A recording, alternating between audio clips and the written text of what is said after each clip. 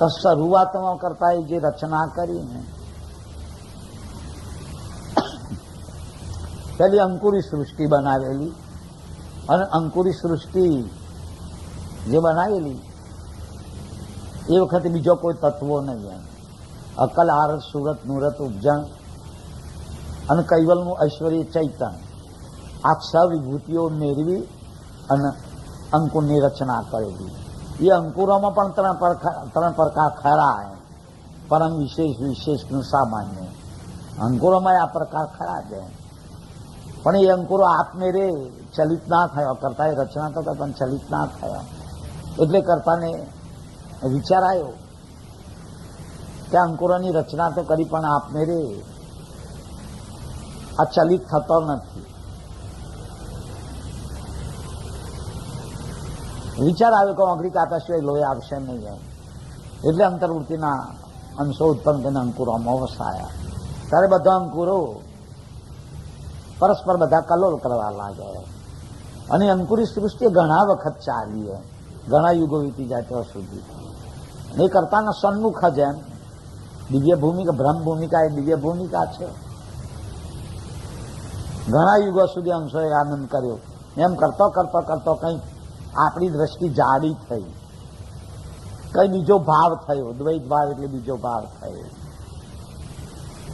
એટલે કરતા પ્રતિ દ્રષ્ટિ ફેરવી, ખરું દ્રષ્ટિ ફેરવી અને પછી બ્રહ્મ ઉપર દ્રષ્ટિ કરી. આમ દ્રષ્ટિ કરતો એ તોથી પ્રણવ ઉત્પન્ન થયો. એટલે અંશ દ્રષ્ટિના પ્રતિબિંબ પ્રણવમાં પડી જાય. ત્યાં સુધી તો આ રચના બધી અવ્યક્ત છે. એટલે આનંદ પણ ઘણો થતો હોય છે. એટલે હું સૌએ વિચાર કર્યો કે આપણને આપણા કરતા ના કેમ પાડેલું કે આ મને છોડી બીજે ત્રીજે દ્રષ્ટિ નહીં કરવાની. ઘણો આનંદ છે ને કે છે. તે પ્રણવ સાથે રમણ કરતો કરતો કરતા એ બીજક વૃક્ષના ન્યાય, બીજકમાં જેમ આખું વૃક્ષ સમાયેલું હોય, જયારે પૃથ્વી પાણીનો યોગ મળે ત્યારે એ ધીમે ધીમે ઉદય થઈને વૃદ્ધિ પામે છે.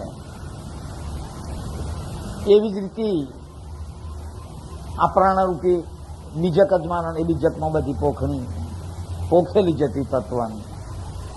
એટલે કેટલા સમયના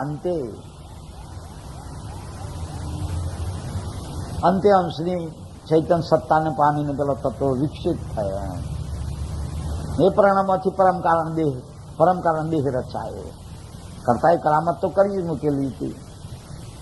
ત્યાં સુધી અંશને બંધન કાવરણ જેવું કશું નથી. કે પરમ કારણમાં પણ નીચેના ચાર દેહોનો તત્વો ખરો જાય. એટલે કેટલો સમય વીતતો અંશની ચૈતન સત્તાએ એ તત્વો સ્ફુરાયમાન થયા. જેમ કોઈ જ્યોતિ જગમગતી હોય, એ જ્યોતિની જ્વાળાઓ નીકળતી હોય ને, એમાંથી મેષ જરતી હોય છે. એની જ્વાળામાંથી એમ કોઈ પદાર્થ એની નજીક જ્વાળાને અડે એવો નજીક પદાર્થ રાખતો હોય ને તો મેષનો જમાવ થઈ જાય.